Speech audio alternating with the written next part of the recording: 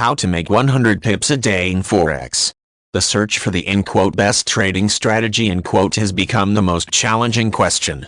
Many investors are looking for some unreal strategy of the investing that would deliver huge profits without any trading risk and worries and without dedicating a lot of work into it.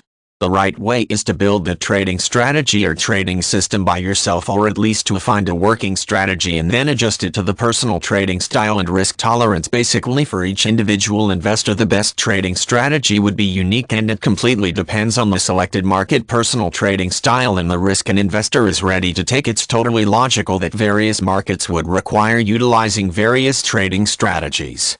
The trading strategy that delivers good profit in the equity market could be a financial suicide in futures or options markets because of the expiration. The trading strategy that works well in the currency market could not always be applied in mutual funds investing, simply because mutual funds could be traded once a day while currency almost 24/7. There are a number of factors that would influence a trading strategy in different markets. Example could be the fact that holding an option trade opened for more than a month could result in the negative trade even if the underlying security moves in the favor of the position. At the same time, you may keep uncovered options position much longer. It would be incorrect to state that the "best trading strategy" should perform well in any trading market.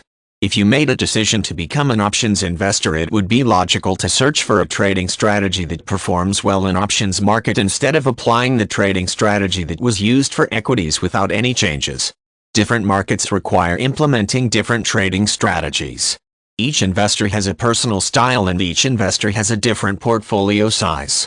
An investor with a big portfolio size has the ability to diversify, use dollar cost averaging. This investor can play on less than 1% trades without worrying about commissions. At the same time, an investor with small portfolio size would be able to invest in one stock only, could be willing to use margin trading, and very often has to spend up to several percents from the profit for commissions and other fees. Each investor manages the personal investments in a unique way, and there is no doubt that the trading strategy has to fit the personal trading style. The trading strategy that works well for $100,000 portfolio could be a complete failure for an investor with $5,000 in the pocket. Each investor would define and build the "best trading strategy" in a personal and a unique way, simply because a lot of personal factors affect it.